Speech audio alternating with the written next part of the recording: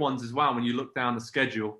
Nick, Fulham against Leeds. That's a very big game, obviously, for Fulham. Leeds are kind of just in that situation now where they're not going to go down, but they want to kick on as well and try and push for a top 10 finish, don't they?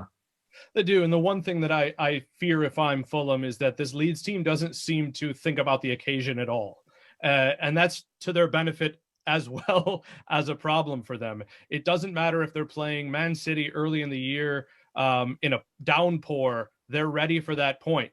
And it doesn't matter if they're playing against, I don't know. I have to think of the games where they've just given up goals to teams you wouldn't see that coming. They've played 5-2 games against Newcastle. So you just don't know what you're going to get from them. And I also think they've been down some people. So the question becomes, Fulham at home, they don't lose much anymore. And I have to think they win this game and come out of the bottom three. And the question becomes, how do they deal with that? So for me, this is a big one for Fulham, but I'm more interested in how they react to this one almost as much as they do, because I expect them to win, and I think that says something about them. Andy, looking at Brighton against Newcastle, Nick's two favourite teams. Nick, you can chat about this in a minute, but Andy, I mean, this is massive as well.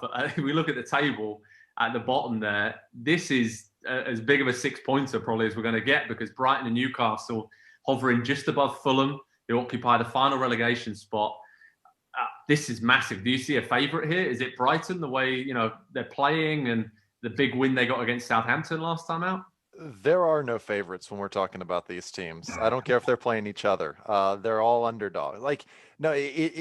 I appreciate the fact that Newcastle are where they are, and in their remaining fixtures, the 10 games that they have left, they have both Brighton one spot ahead of them and Fulham one spot below them on the final day.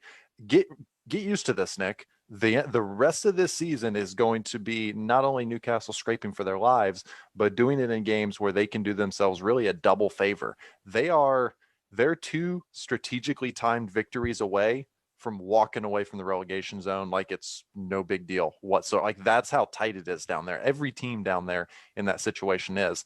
I'm a little on the other side about Fulham Leeds from Nick. I actually think Leeds take that one. Fulham, the momentum has kind of gone a little bit, they just this is good. But like the momentum has just kind of gone out of their sail a little bit over the last few games, and losing to City the way that they did without really showing up, it was disappointing. You expect them to lose, but in that way, I still think they go down. But Brighton, Newcastle, possession versus whatever Newcastle decides to do this weekend. Is it sitting deep? Are they gonna try and press hype? I don't know. They don't know who they are. I think Brighton comes out on top in this one. Nick, you agree? Yeah, Brighton waxed Newcastle earlier in the year. I mean, it was as big a bloodbath as you're going to see between two teams of that size. And after Newcastle had beaten West Ham, which I think when David Moyes looks back at the points he lost this year, he's going to be like, oh, that one, right. Yeah, we weren't ready. So for me to look at Brighton and Newcastle, the one thing I think Newcastle is well prepared to do in any game it has to is defend to the death and defend with their lives. And I think they'll pack it in. Right now, if I'm Steve Bruce, I'm thinking we always play Burnley well. We've got them left. Sheffield United is left. We've played them fairly well. Fulham at the last game of the season, I want to be clear of them by then. The rest of the games are really tough. And how do I do that? I follow the Rafa recipe that helped me last year.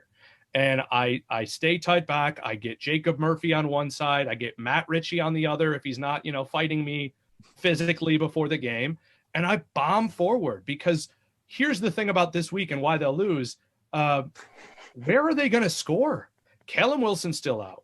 Almiron, I think, was a surprise return to training, if I saw that correctly, but he's still not going to be fit to start.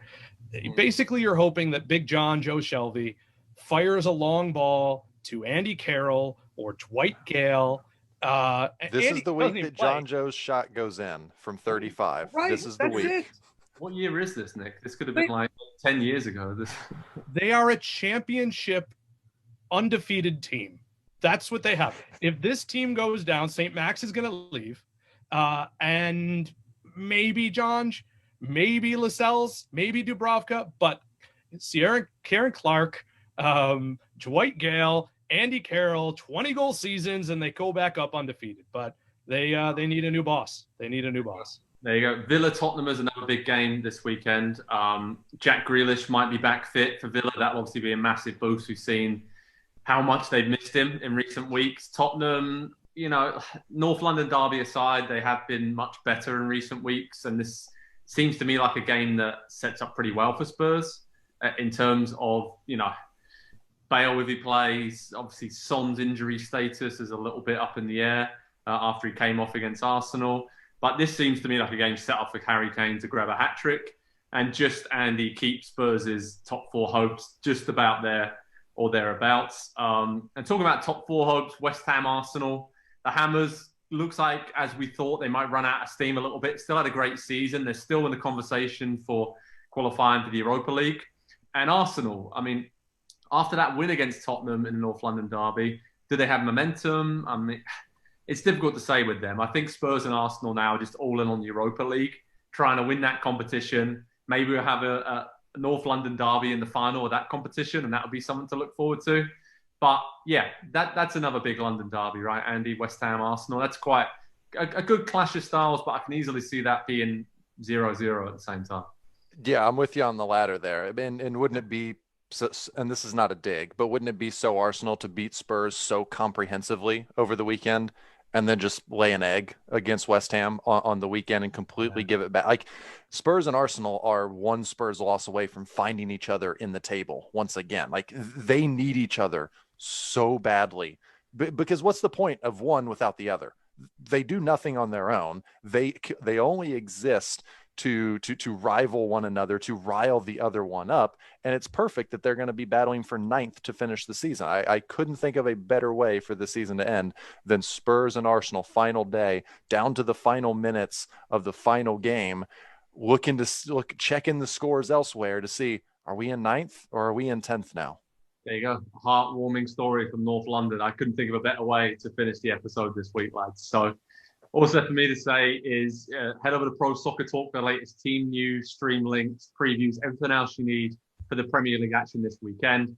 Nick and Andy, a pleasure to join you as always. From over here in England to you guys in the US, take care, enjoy the action, and I'll speak to you both very soon. Cheers, lads.